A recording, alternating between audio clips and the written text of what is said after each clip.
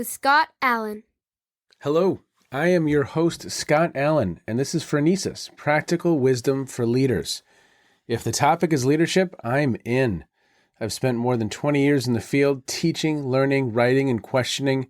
When I'm not working on Phronesis, I travel, delivering keynotes, working with individuals and teams, and helping people from organizations across industries become better leaders. Want to learn more? Visit me at scottjallen.net. Phronesis offers a smart, fast-paced discussion about all things leadership. We explore relevant topics and incorporate practical tips to help you make a difference in how you lead and live. Listen Notes lists Phronesis in the top 3% of podcasts worldwide. Phronesis is the official podcast of the International Leadership Association. ILA brings together those who teach, study, and develop leadership, advancing leadership knowledge and practice for a better world. Learn more at ila-net.org. Finally, if you enjoy Phronesis, please subscribe to stay current on our weekly episodes. If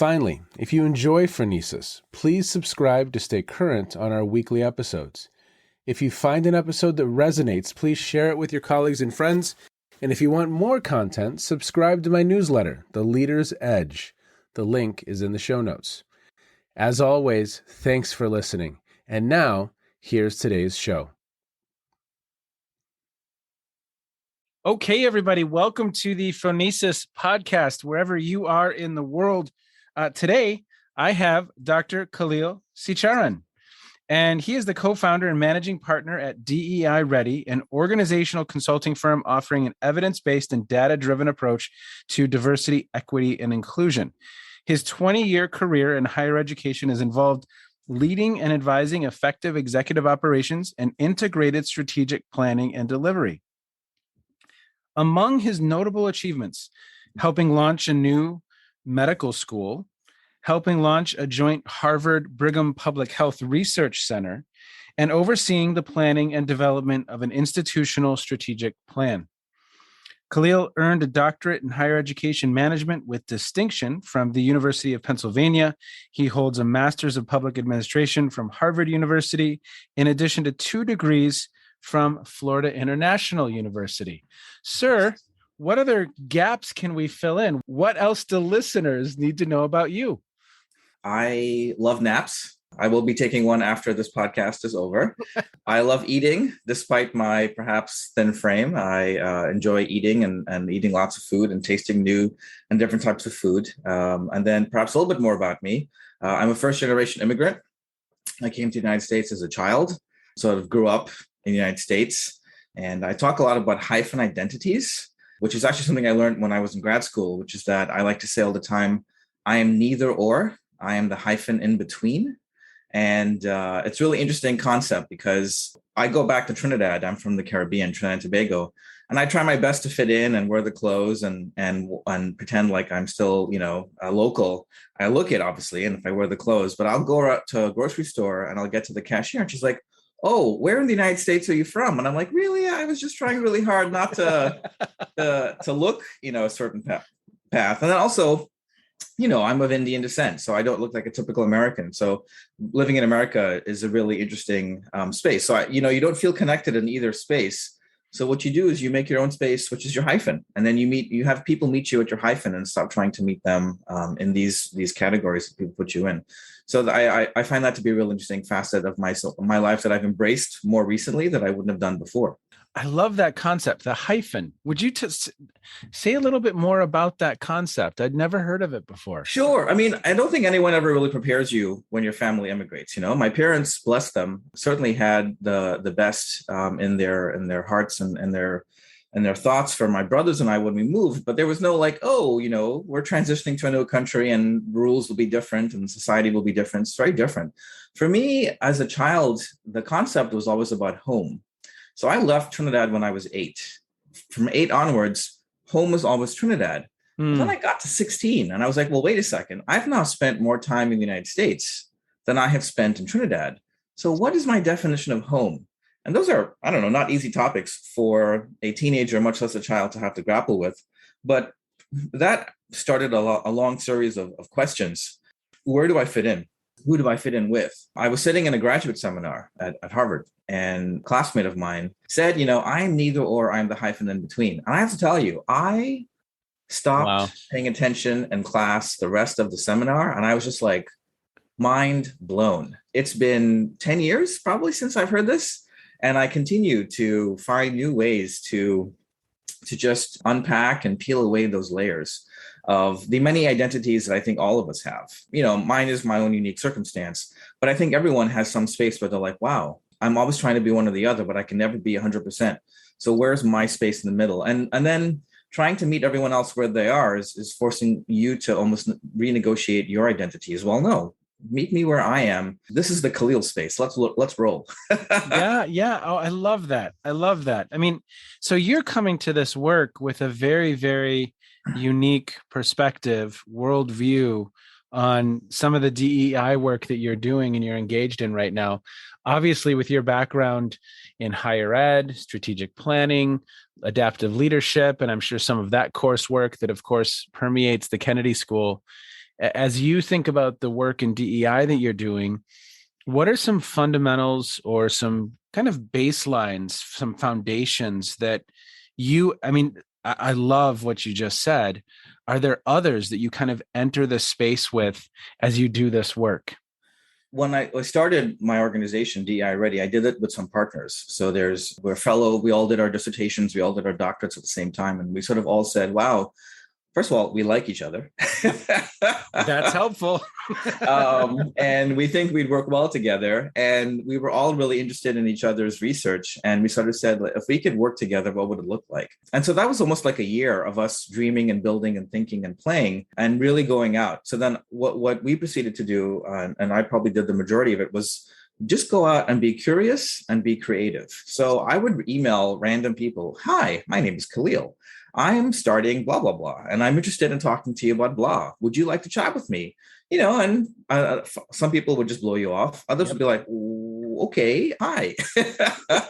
And you'd set up a call and you'd have this like 45-minute, 1-hour conversation and just talk about anything. And I think that was kind of really cool. I don't think a lot of people build space in their lives to do that. So it started more about like, we want to go out and do something. I like to call this our intervention in higher education, but also just our intervention in general, because we're not higher ed specific. We cross sectors. And so I was talking about like, if we were to go do an intervention, here's what we're thinking of doing, what would it look like, and then how do we get to where we are? So it starts really with a really interesting survey around organizational culture. So one of my partners, who is brilliant, did a study where he took a corporate survey that assesses the characteristics of organizational culture that's traditionally used in the corporate setting and applied it in a higher education setting. Oh, wow. What he did is he looked at, I believe it's 26 or 27 community colleges in the state of Washington. And then he compared their organizational culture dynamics to their statewide performance with their state system and tried to see what were the things that you might have expected or things that were outside the norm. And what it showed is that different cultures and subcultures that may exist can lead to unintended positive benefits. And so you might expect a culture that you might assume as a leader or someone who studies leadership would be like, oh, this is primed for failure, actually has led to a certain level of success within an environment. And what this led to was us really saying, wow, this could be a really interesting way of helping organizations understand whether or not they're doing special work. And what I mean by that, if I had to capture it in a phrase, I think of it as almost like a mission meter, because at Prime Institution, I helped write a institution-wide strategic plan. What was really interesting is we launched 8 specific initiatives, just really interesting work. And it was really fun to sort of play in that space and help design and dream those things. But then, and this is not necessarily tied to my Prime Institution, it's just in general. Yeah. But then you can ask as a leader, have I put the right people in place for these really important initiatives that I have set aside, bandwidth, strategy, resources, talent. Yes. And then you've put someone who might not necessarily appreciate or take that work and bring it to the next level. So when you look at this 2x2, and I'd be happy to share the link to the actual framework. From left to right, an organization is either inward looking or outward looking. Okay. And then from top to bottom, you're either creative or very hierarchical. When you play in that space, the survey, which is a really simple survey tool, creates a quantitative analysis of an institution. So a blob shows up. And the blob shows where you might fall in any of these four quadrants. What's really cool is you could then say, oh, well, where does the president or the CEO fall? And where does the president's cabinet fall? And where do their direct reports fall? And where do the constituents and end users fall? And then you can take that blob and you can start to play with it and go, okay, let's take everyone who identifies as a manager or not, or someone who makes above 100K or less, or someone who has a direct report or not. And all of a sudden the blob starts to change. And you start to see there's a president and perhaps a cabinet that thinks, oh, we're out there and we're doing something really special and we're leading and we're transforming and we're dynamic. And then you go like 2 layers below and it's like, oh my God, this is not necessarily the best place. We've got some problems. Our creativity is stifled. We feel like we're not nearly moving as fast as we possibly could. And then you go back up the rung and it's like, oh my God, we can barely keep up with the innovation that's happening at the institution. And so it begins to show that. And so this tool, all the 5 of us sat back and we're like, this is ridiculous. Like, this is something that could do really special things if you ask it to. Our journey was really about sort of going from there. And then we ended up with diversity, equity, inclusion. And I'll tell you how we got there. So we were thinking about board governance, strategic planning, coaching, post-COVID realities, dealing with diversity, equity, inclusion. And then our next conversation in terms of how we might think about this is like, well, then how do you go about building sort of like a consulting firm and putting the principles in place of how to effectively do this? And another great colleague of mine, and I will give honor to all the great colleagues of mine who gave good feedback, said, do one thing and do it really well. Because if you try and do 12 things, that's lovely, but you're a startup. You don't have the bandwidth to do 12 things. And I talk a lot about the Goldilocks zone, and it's different within each organization with the scope and what you're trying to accomplish. And so when he gave me this really great feedback, I took it back to my group and I said, well, we should kind of pick and choose. What do we want to do? Well, what came out of it was unanimously, we all said, if we could do work that had meaning and impact, that sort of took this real cool organizational work, let's do it around diversity, equity, inclusion, which then led to another series of just really special discussions with people who were then really oriented around diversity, equity, inclusion, which I think then allowed us to sort of play in the space. And the reality is that none of us have actually ever really done diversity, equity, inclusion. Let's just be really clear about that. But we have always been around it and touched it and been, people who carry values and principles of diversity, equity, inclusion. Yep. And so we kind of like the fact that we're not necessarily directly from diversity, equity, inclusion.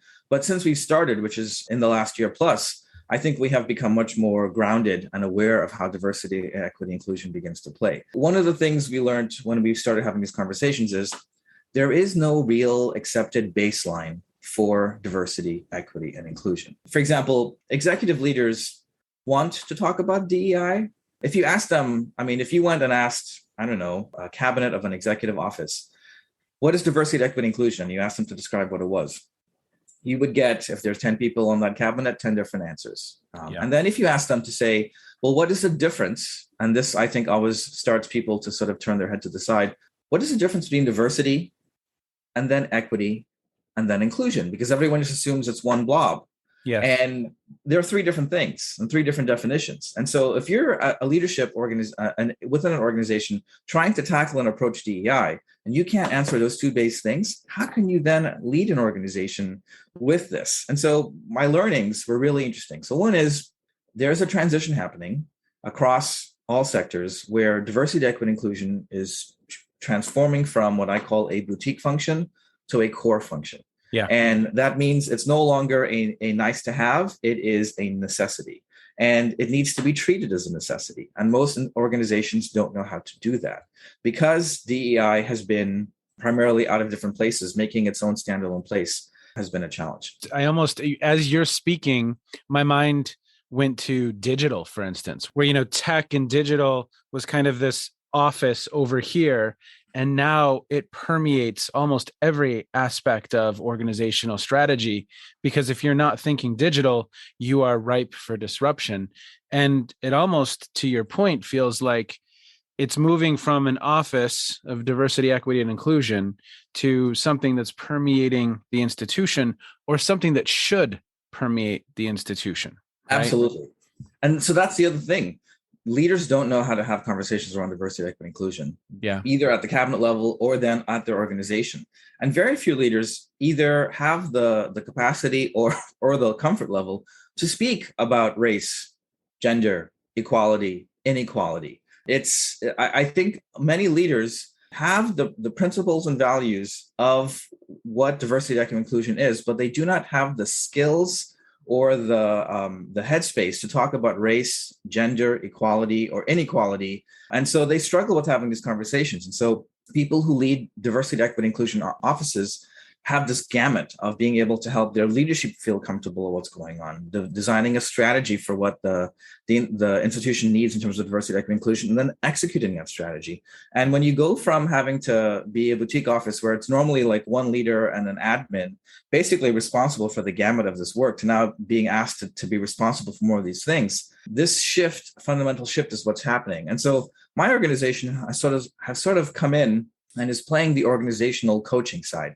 And it's purposeful, the words organizational coaching, because it includes executive coaching, but it also means helping you stand up your org. What's your org culture? What's your org structure? What's the right org sense for you, for your organization? And then how do you then go about executing once you have that in place? I love the approach. Something I've observed in myself, Khaleel, is that as a white male, at times, me entering into this dialogue with others can be scary. I don't necessarily feel like I have the skills. I don't necessarily feel like I have the knowledge. And it feels at times like a topic that can go in very different directions or go south quickly. If I'm not prepared, if I'm not skillful, if I'm not 100% aware of how I could be perceived. And it's interesting because I imagine some of the leaders that you are experiencing, while they might value DEI, if they're a white male, say, do they feel like psychologically they have the skill set? And do they feel like they have the ability to navigate some of these conversations and some of this work? And so I love how you are positioning this, because boy, if I was president of a university right now, I would need some assistance in not only the personal work that I need to do, but also how I create space for the work to be done. Does that make sense? Absolutely. I think it starts with, and there's many layers of complexity here. Yeah. But if I were advising a president who was a white man, I'm gonna name the episode that there's many layers of complexity here, because yes. Well, it starts with a level of authenticity, which cannot be faked, right? You must be authentic to be able to have these conversations. And if you're not willing to be authentic, I don't think your audience or the people who you're trying to connect with will be receptive. The second is a level of curiosity, which is being able to own your perspective, but also listen intently to other people's perspectives and figure out where you get there. And it starts really with storytelling. If you notice, in the very beginning of our discussion, I shared a little bit about myself that offered some complexity and flavor to both my background, how I think, and how I appreciate and view the world, which I think now has opened up the door for us to have many pathways that we can have a conversation. Storytelling is one of the ways that people connect. So you never know what you're talking about and whether someone will be like, well, I have had a similar challenge. And it may not be, well, I'm this 8-year-old Indian kid who immigrated to the United States. But there's some story of either immigrating, being an immigrant, or being stuck between two worlds, or visiting a place where you think you fit in, but not necessarily you don't. And actually both places you don't fit in. So how do you then find your own space to fit in? There are many ways to go do that. And having conversations helps bring this level of awareness. You're brave to bring up this question and to point it out, because I think when you live in a perspective that dominates society, and you are then talking to people who live in that same society, but their perspective is not nearly as bright or given a chance to show, you may not even realize, because your own experience has come with this level of, for lack of a better word, privilege, Yep. and others may not. And so how does that entail? I mean, I can tell you many stories of where I have had to sort of go, okay, this is just how I see the world. And perhaps someone who is a white male might not have that similar experience. And being able to share that allows someone to understand. I mean, for example, soap dispensers. Soap dispensers were created by researchers who happen to be white men. For if you've ever gone to the bathroom, you would never experience this, but they're usually around the color that goes under the soap dispenser. And so if you're a white man, you always get soap.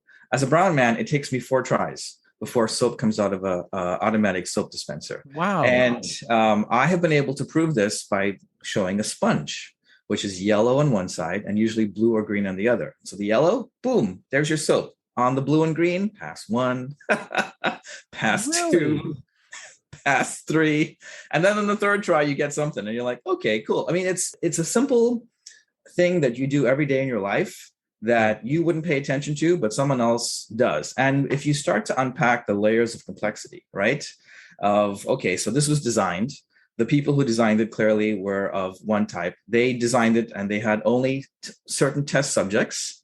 So when they did the test subjects, that's all they tested it on. And so when it went out to mass society, it did not happen. But then you could go back layers like, okay, so then why did the test subjects were not people of different colors? What's the challenge here that the researchers who were doing this groundbreaking research didn't include people of color as well? And you can just bring back the layers of how this conversation can be so important and how such a simple act can reveal inequities across society. Yeah. What I'm hearing from you, at least in this last passage, is there's a level of vulnerability. There's a level of curiosity. What else do you talk to leaders about when they're feeling a little anxious or unsure of their skills, or as you're helping them become more confident in creating space for these conversations and for this work? Many leaders want a playbook, and there is no playbook, right? No. I tell individuals all the time, diversity, equity, inclusion is unique to your institution. The other piece of it is also that very few leaders have the opportunities to rehearse and learn DEI problem-solving skills.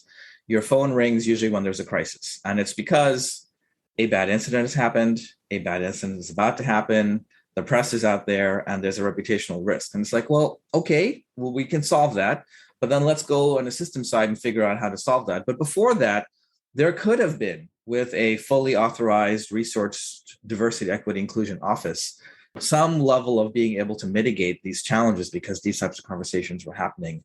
And by that not taking place, you end up with the crisis situation, right? So the chance to rehearse and learn your DEI skills before you get to the crisis stage means that you can perhaps negate some of these challenges before they even become challenges. And I think that's a big concern of leaders. The other piece of it is that once it does happen, now you've got public scandals, risk management, and potential of lawsuits, right? So people are not thinking about DEI as they do in other places. Like everyone thinks about HR and there's a compliance function and there's all these rules and policies in place. You know, it goes back to our research when we were starting to found DEI Ready, which is that there is no baseline for what is good diversity, equity, inclusion. And so we tried to come in with our own organization and sort of fill that gap. We took the existing survey and remodified it for a DEI approach. And so we can come in now and assess the DEI landscape at your institution or organization and help figure out whether, first of all, the culture exists that's primed and ready for change. And then second, we also created a rubric that actually assesses your DEI activities. That's another thing. I don't think anyone out there, I mean, there are some rubrics that are out there, but I do not believe there is a standard rubric that sort of says, here's what good work looks like. And before you can even begin to start making the big fundamental changes you want, let's just make sure your core activities are in place. And I think you'd be surprised how many people would then fill out that activities rubric and sort of go, okay, we we need to just get our foundation set before we can now play in the big spaces. Tell me a story, if you would, about some of your work with a specific organization where this has kind of been the case. So obviously you're not saying the name of the organization or any details about them, but I'm fascinated by this because you present to them this rubric and you say, hey, okay, just do a quick self-check. And all of a sudden it becomes super clear, right? Because so it sounds like, do we have leaders who are vulnerable and open? Do we have leaders who are curious? Do we have leaders who are willing to open up their organization to say, hey, yes, we want to look in the mirror? Tell us a story of an engagement that stands out for you. So I can offer a peppering of engagements that might be interesting. One that comes to mind is I spoke with a leader and then had a number of conversations who held four roles. They were the institution-wide diversity, equity, inclusion leader. They were the vice president for compliance. They were also the leader for their health system, and they were the associate dean for minority affairs within their school of medicine. I sort of said to him, I said, you've been put in this uncomfortable position of trying to do four jobs at the same time without enough resources to do one of those jobs. Wow. And anytime something fails, what your leader's basically done is said, if anything fails, they point to you and go, well, you're supposed to have this covered. I wash my hands and I absolve myself of responsibility. This person made the really difficult decision to actually give up two of their four roles and put the onus back on the institution and say, you know what, you're not going to use me as a person to come in and just sit and hold a spot. Like, actually invest and do the work. Yeah. And that's a hard thing to do. And this also speaks to the fact of like, well, we'll just group everything together because it's all one blob. And you'll be responsible for all these pieces. Because you own all four of these pieces, everything will just resolve itself. Actually, that's not the case. So when you sit there with a rubric and you ask, are there clear lines of reporting? Are there clear lines of ownership? Is there a budget? Well, not even just budget. Like, is there a clear strategy? What if the compliance officer was working with something that was counter to what the institution-wide diversity, equity, inclusion office is supposed to be doing?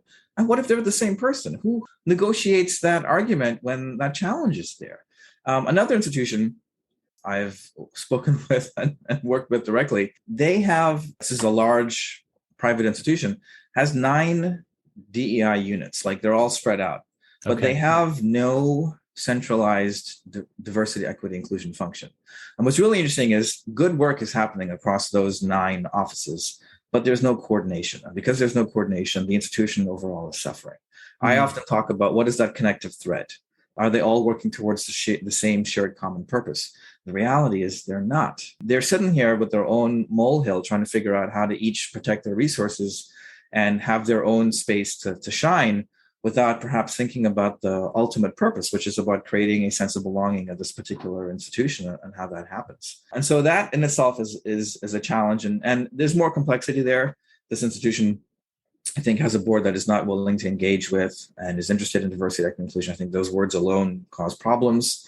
So it's not an easy solution. And how do you begin to do that? And I've tried multiple times, multiple ways to sort of navigate this discussion. The best I could do was from an org perspective was design and think of a structure that took the core leadership and said, well, then you can't hide. Stop pointing the finger down. So all of you need to sit in the room together, and you collectively. And so it's almost like the concept of, instead of one person, it's a DEI compass. And so it's not one person, but there's a group of people who serve as the moral compass for diversity, equity, inclusion.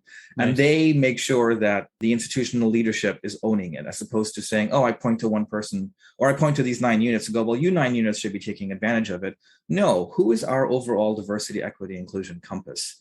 And so it's not one person, it's a group of people, but that hierarchical group of people serve as the DEI compass. And then there's nowhere for these groups to hide, because what's interesting, of course, in large organizations, that those 9 units are spread out across multiple vice presidents, and each of them is protecting their own space. So if you put all the vice presidents in a room and say, you all have to have a conversation around this now, you're essentially forcing those vice presidents who might not want to play to realize they do have to actually play together. Yeah. Well, and I imagine there's some institutions that you've come across that to your point, they want to prioritize DEI. It's a thing they value. They don't know how to do it. Yeah, but then it goes up and it starts competing with all of the other competing commitments within the organization's priorities.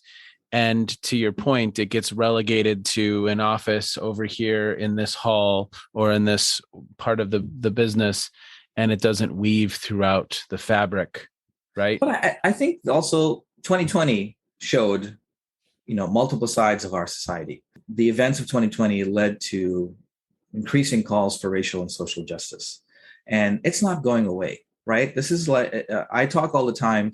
I have a toddler, and I talk all the time when we get to the meltdown stage. and I go, this didn't just happen. This was death by 1,000 cuts. Like this was the 1,000 cut that led to, I'm on the floor and my legs are flailing. Yeah. And so when you talk about the calls for racial and social justice, this is death by 1,000 cuts. In some cases, literally, unfortunately, Yes. right? Because we've seen what's happened. And there's only so many times you can parade out an unfortunate name after an unfortunate death before the collective sort of goes, wow, this is not just a series of one-time incidents. This is a series of connected things. Those calls are not going away. And so if you are an organization that is behind, you're missing out, right? You were talking about the innovation in tech and the being able ripe for disruption. Think of the same thing in higher education. Talented students. And by the way, the 2020 census data has begun to show that the United States of the future is a majority minority institution. If you don't have a campus that is prepared for and willing to receive a majority minority student population 15 years from now, or 10 years from now, because it's already moving in that direction, where is your campus? The best and brightest students, where are they going? They're going to choose another campus that gives them the chance to feel a sense of belonging as opposed to yours. And same with corporate America. If you're not building in your workplace environment and or how you deal with your constituents and your consumers, you're going to lose out on potential people who want to purchase your products or use your services. And so it's the transition from a boutique function, nice to have, to basically, if we don't have this and we're not doing this with a real sense of openness and authenticity and curiosity, we're going to be left behind. Very well said. Yeah, it's really interesting. I was thinking when we agreed to do this podcast, how my own journey of leadership has really helped me along this way. So I'm a huge fan of alliteration.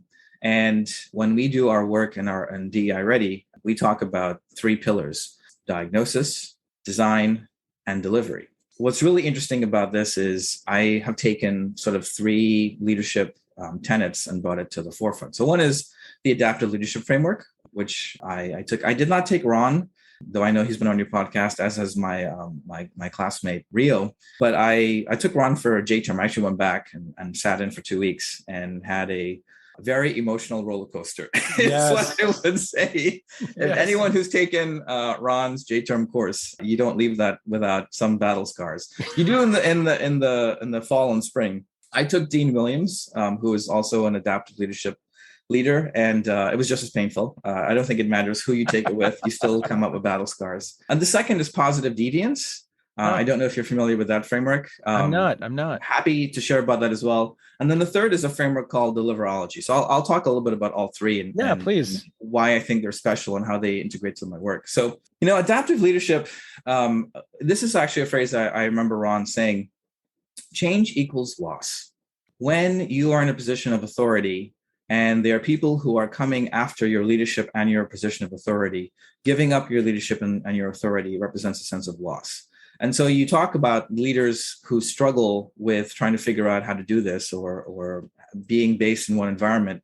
When other voices speak up, other factions, if you use the adaptive leadership term, come up and start to speak, and they're not focused about the work of the center, but more focused about where they sit as a faction and what their power is as a faction. It is an interesting case of being able to help these leaders understand the value of different perspectives and how it happens. And my own story about adaptive leadership is quite interesting. I walked in there thinking, oh, I'm never going to fail again, because this is a course that forces you to look at a major leadership failure. And I was like, oh, I'm going to get all the skills and tools, and this is never going to happen to me again. And it allowed me to have a better relationship with failure than I've come to since appreciate. So I actually think adaptive leadership framework is really about how to fail better. Yeah, and you're running experiments, and experiments fail, but are we failing quickly, and are we learning, and are we moving forward, right? Yes. And so the work of diversity, equity, inclusion is about failing all the time, because you are trying to figure out, what is my community? What is my system? What is my environment? What is my unique DEI instance? Because you can't pick up something else and just drop it in. And that leads to positive deviance. And also the ability to talk about failure and to speak about loss and speak about hard conversations and to disrupt equilibrium, but do it in such a way that it's not so disruptive that everything falls apart.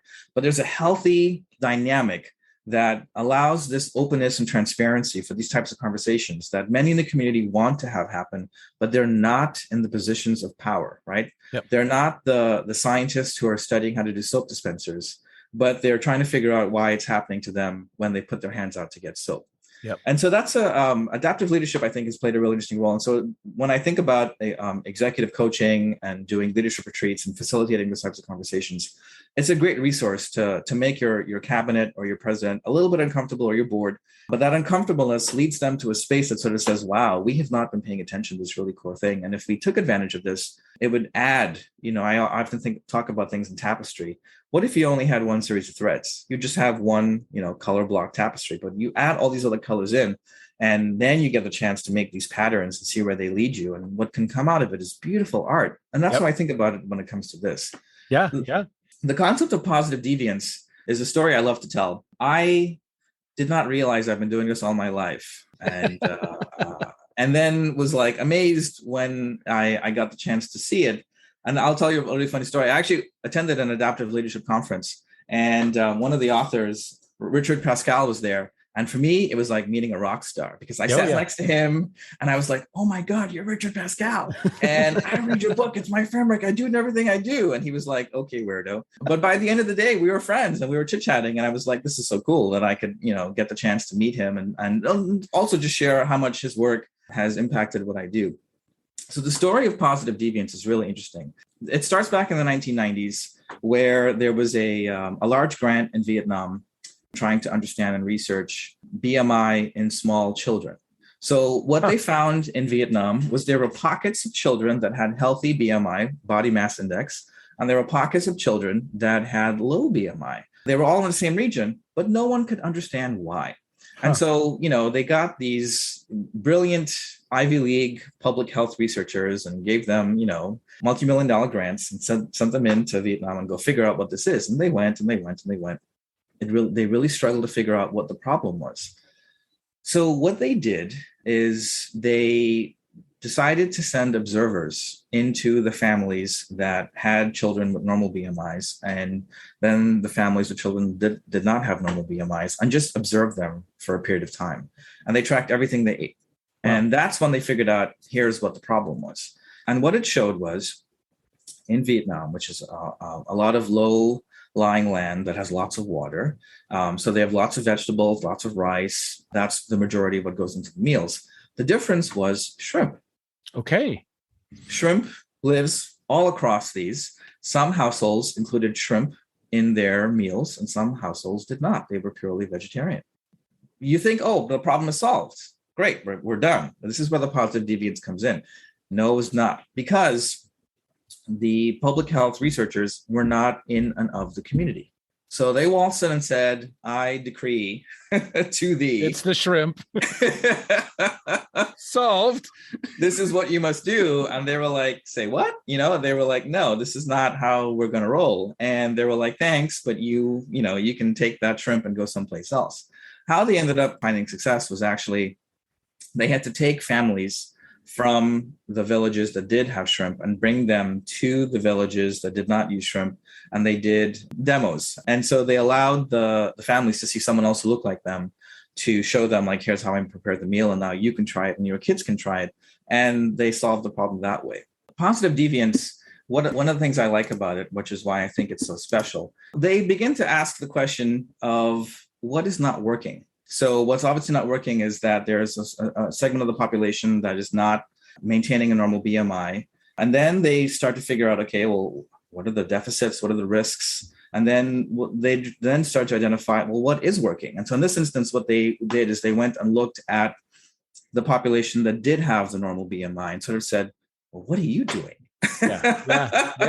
That the others are not. And so it's looking at homegrown solutions, or what I like to say, elevating ideas institution-wide and amplifying them. And then it's bringing it back from a social side, which is that the adoption of the work must be of the community. Yeah. So it can't be someone who comes in from the outside that comes in and says, go do this, which is the irony of me being a consulting firm that comes in from the outside to help people.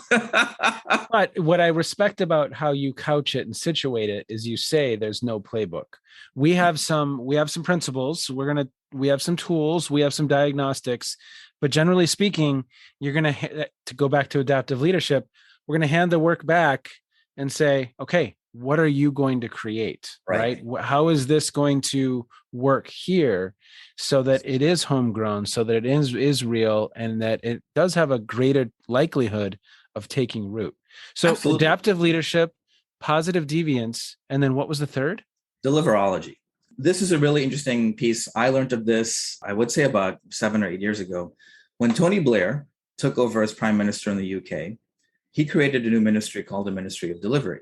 Its sole function was to measure and assess the other ministries, because all the other ministries, have their own body of work, but they work independently. And as we've seen in the last couple of years, prime ministers come and go in the UK. They can come and go, over a period of weeks or months or decades. But, what happens when the apparatus needs to continue and have some sense of stability? What he tried to then do was say, well, if I'm going to do this, let's do this right. And as one of my colleagues said, this has been going on in the United States government for quite some time. But obviously, because it's British and they have a beautiful accent, it's what made it the real special moment that turned into this book. And it's Sir Michael Barber, okay, who was the head of this initiative under Tony Blair. And what they then did is they asked each of the ministries to come up with annual and multi-year goals of what they did. To me, it's a lever. It's a technical lever that you pull if you use adaptive leadership language. But there's adaptive thought into what goes into the data and the measurement you're trying to collect. And then there's adaptive work in the post feature, which is that the way it works is you then have a regular convening of everyone who owns this measurement and this data, and you do it together. And it's in many cases where no one can hide, right? Because everyone who would be there, these are the other ministries are all there. And you can't be like, oh, well, we couldn't finish our work because this ministry didn't solve it. Well, ministry so-and-so, you're over here. Can we speak to why this took place? And what it does is it goes back actually to the survey, the determinants of organizational culture, and whether you put the right people in place. Yep. Right? Because now you can basically say, here's Judy again. This is the fourth time we've had a meeting, and Judy's unit is not either working collaboratively or being proactive or working collegially. And so how do you then navigate? You then are informed and empowered to make a decision. So when you do this in the context of our work, think of, for example, the institution that has 9 separate DEI units. What you then do is you actually create an institutional-wide diversity, equity, inclusion dashboard. It might not include all of the work happening in those 9 units, right? It's the institutional series of purposes, but they're all collectively moving towards the direction of what those core institutional targets and metrics are, while they then also have their own unit-specific things that they're trying to talk about. Well, it's like you have that, again, that North Star, the compass, right? Because we all know that we're moving in one coherent direction that's building up to the whole, right? Yeah. And so when you do this and everyone is meeting on a quarterly or monthly basis, it's a simple of it's yellow, green, or red. And if it's green, was the ambition bold enough? Can we raise it? If it's yellow, what are the barriers to this turning green, and how can we solve it with everyone in the room? And chances are, if we're all thinking about this from a similar thematic area, in this case, diversity, equity, inclusion, we're all dealing with similar challenges, right? So you're accelerating and eliminating roadblocks. You're accelerating good ideas and eliminating roadblocks that are happening when this is taking place. And then the third case, if it's red, is this a case of you chose the wrong metrics, you have the wrong leader, or this is not part of what the community was really looking for when we set out to go do this? And it also, to one of the points you brought up, I think earlier, brings institutional perpetuity, right? This is not individual-based leadership. Yep. So a DEI leader might come in and a DEI leader might leave, but this structure and system is in place. And what then the big challenge then is, how do you then constantly update it and monitor it and refresh it, right? So you might have a multi-year plan, and what happens in year 2.5 or year 3, because as your community changes, so will what you determine to be your DEI metrics will change as well, because they should hopefully improve, and you'll find new ways to continue adding a sense of belonging to your community. it's the concept of diagnosis, design, and delivery, where the diagnosis side is coming in with this level of curiosity from adaptive leadership and also positive deviance, thinking about the organizational culture study, then going to the design stage where, again, you're going back to the positive deviance. When I worked on the strategic plan for my prior institution, I asked two questions. I created a 6-question qualitative survey, but I asked two questions that brought a breadth and wealth of information. One was, what are the barriers to success? And what came out of it were the same 3 to 4 units, the same 4 to 5 names consistently, which is not a surprise, but it showed that. And then I asked the second question, which is, what are the hidden stories? What's the good work that's happening that we don't know about? And then how do you take a lever and take that from unit to institution or organization? And how does that special idea or concept can be brought out? And you think about that same with the DEI work, right? Yeah. Who are the actors who are preventing or stopping or stymieing a sense of cultural belonging of the institution or the organizational level, and how can we identify them? Because when I speak to DEI leaders, I go, you already know the 5 names of the people who cause you trouble. And they smirk and they laugh, but they're like, but what if I could give you a quantitative way to show these are the people who are behaving like this? Yeah. And then what if I could also add to the flavor of the work you're doing, because you're a 1-person wrecking crew, and say, there's good work already happening. Just elevate it. Take it from, this one person, and how do you then get it to be institutionalized? Because then you build these ambassadors. Your ambassadors are already built in. And it offers a lot of great work, right? And so you get to the design stage, and you're already coming in with what you might need to highlight, and what are some of the things you might need to respond to. And so that's a lot of fun, especially for me. I'm a creative person, so I just love digging in and thinking about that. And then the third, of course, is then making sure it stays for institutional perpetuity. It's not a fly-by-night operation. Like, we didn't just do a plan and make a nice glossy brochure and fill it with stock photos, because I abhor stock photos. And then, you release it. And then, the next 3 years, you just release the same brochure. Like, no, let's make meaningful change. A colleague of mine says things should be meaningful, measurable, and movable. And so when you get to the delivery stage, that's what you're thinking about. Again, I love alliteration. And so the institution should be able to walk away and go, you don't need me anymore. I'm happy to come back if you need me, but you're on your own. Good luck. And we'll call us if you need us. And that's the goal, right? I mean, that's how as a practitioner that you've done good work.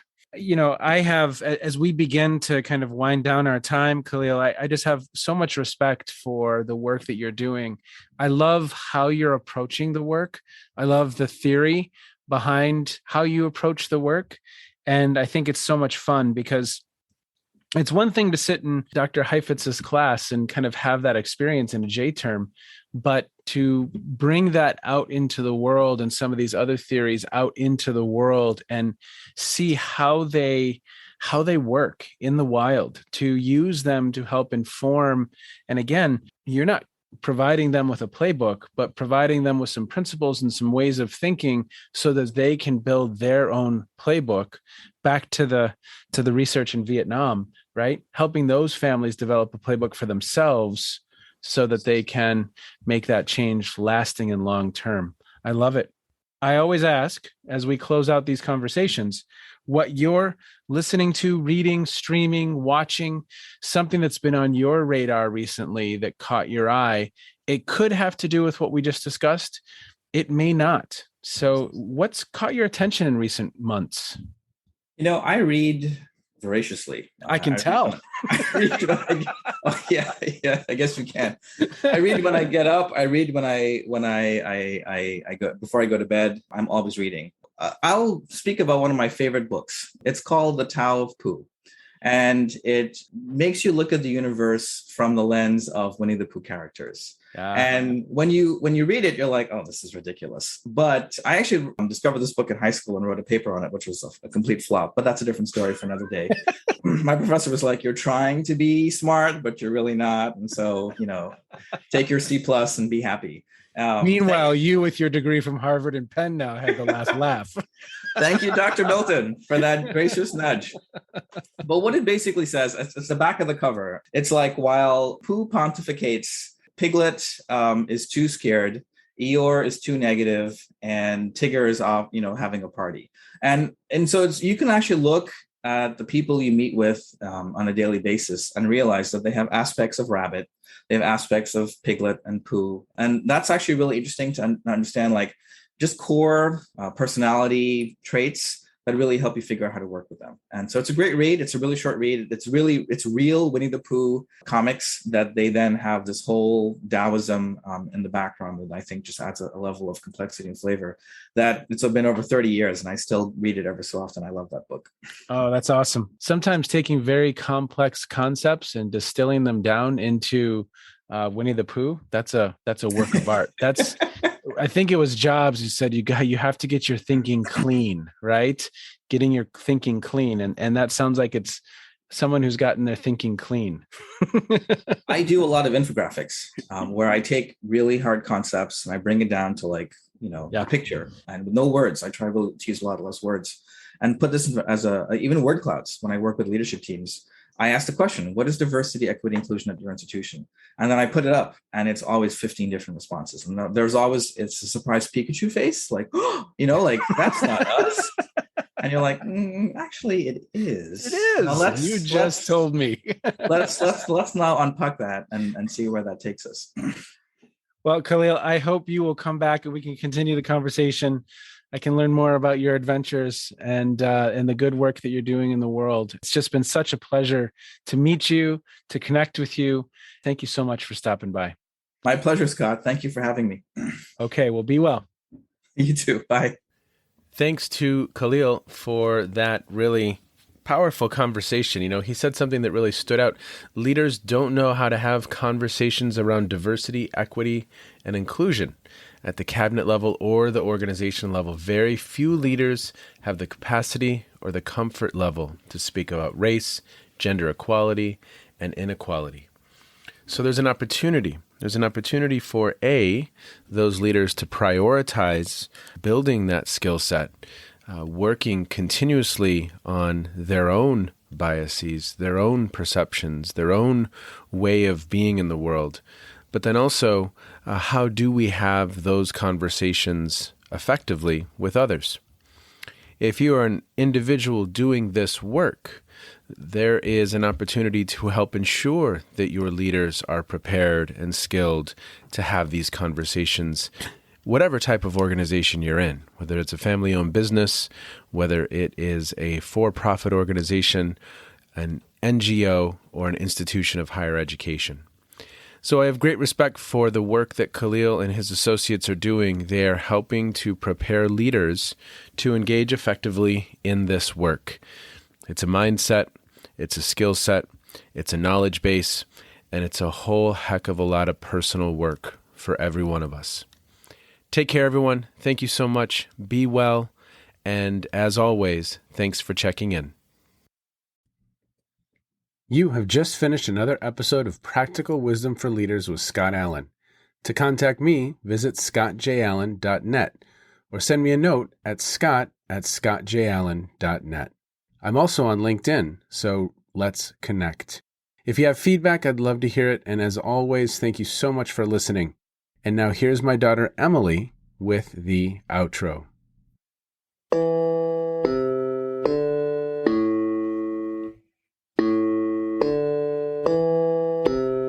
You've been listening to Phronesis, Practical Wisdom with Scott Allen.